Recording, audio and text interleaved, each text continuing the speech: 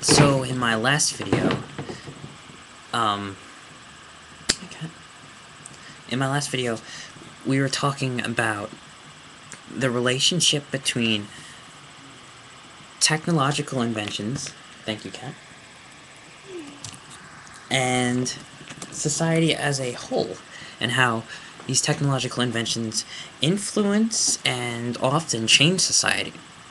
Now, I know I was just briefly describing that before, and I was also describing how I believe that these changes are going to transform modern society utterly, because the structure that society is running on is no longer a top-down structure. Well, not entirely yet. It's not entirely that yet, but it is becoming more networked, decentralized, organic.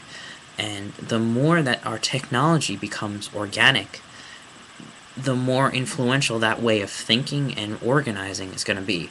And it's going to start with little things like media, communication, chatting. Then it's going to move on to more activism and business and economy. Once it changes economy, there's a good chance that it may begin to influence other aspects of society and many other institutions of society. Clay Shirky described this as moving from a institutional society to a collaborative society. Institutions versus collaboration. It's a very good video. It's a TED Talk. I do recommend it. So these are some basic and very general ideas of what I've been studying. And I think that it's very important to understand that a lot of what we do and a lot of what we can do habitually is influenced by our environment. Not entirely, but certainly to a great extent. And yeah, that was my cat before, by the way, Sabrina. She's very friendly. She's right here. Actually, hold on. Here you go. Hi, Sabrina. But anyway, so yeah, so basically, I think we're going towards a decentralized network society. That's the general idea. Now, if you don't believe me, that's okay. But if I show you a couple of examples of how inventions have actually helped influence the society at large, it may be more plausible that this is going to happen.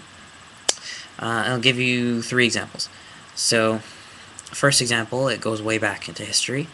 The advent of the printing press. Now, looking back at it, this is a giant contraption bigger than the table that I'm sitting at, and it seems very, I don't know, clunky. It doesn't seem like it'd be very helpful, but looking at this relatively to the society that it was invented in, this was revolutionary. Up until that point, for the most part, books, information, knowledge was kept and passed along to society from very, very centralized monasteries. Only the educated and the religious leaders, basically, had the authority over information and knowledge.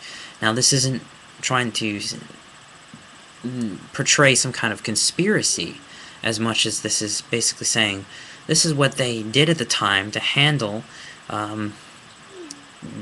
however their society was trying to get by through. I mean, it was a very difficult times. They didn't have many inventions.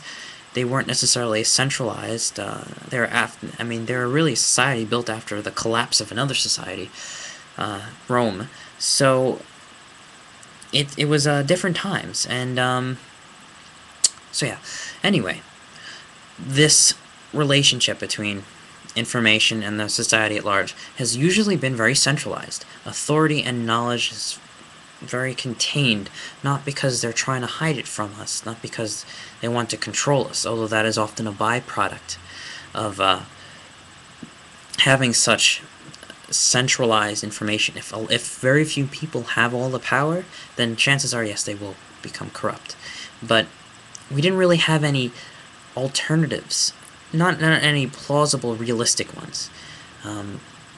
Not for a large society, at least.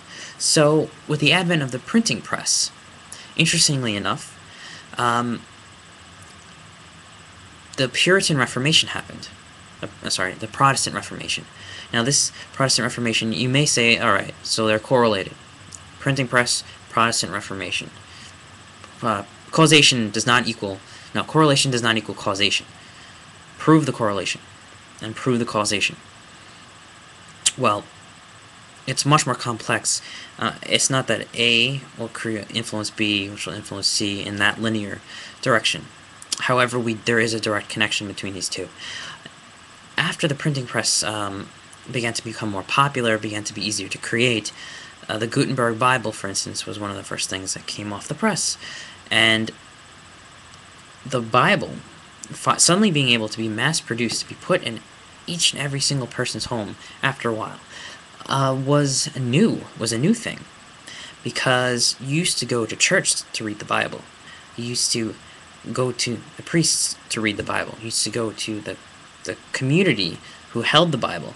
And to give you an example, books used to be written by hand and locked up with chains. There used to be big books, I mean like bigger than this, with locks and chains and so on and so forth, because these things were not easy to create. That's why they're a very important product. They're a very rare commodity, so they were protected. But when they began to get spread everywhere, it was much easier to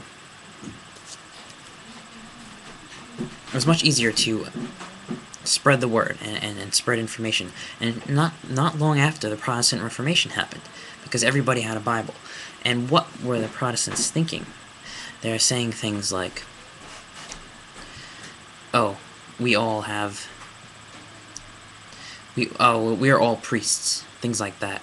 We don't need designated priests anymore. Each man is a priest. And this sort of thinking, at least according to what I believe and according to what other theorists believe, was directly contingent upon the ability for every man to have their own Bible. And I think that's very important. And I'll get to part 2 in a few minutes.